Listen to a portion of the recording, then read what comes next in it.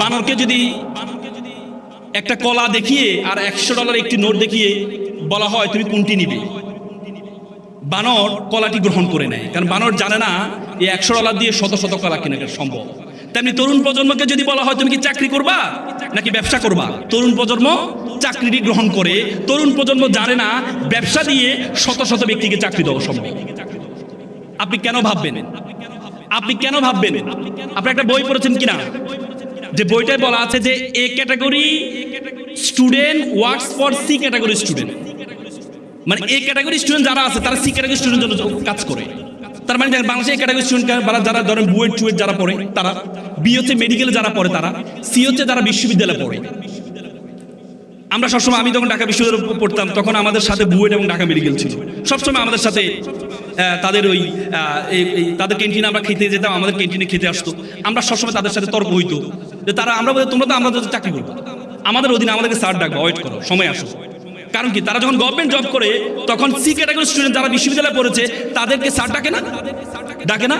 তাহলে আপনি যদি চিন্তা করেন যে এ ক্যাটাগরি স্টুডেন্ট হইতে পারলাম না, বি ক্যাটাগরি স্টুডেন্ট হইতে পারলেন না, কিন্তু বিসি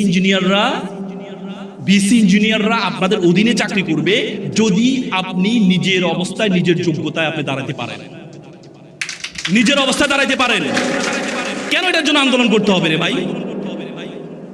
আজকে যে ফেসবুক আপনারা ব্যবহার করেন, জুকারবার্গ হার্ভার্ডের স্টুডেন্ট ছিলেন কিন্তু বিশ্ববিদ্যালয় শেষ করেন নাই।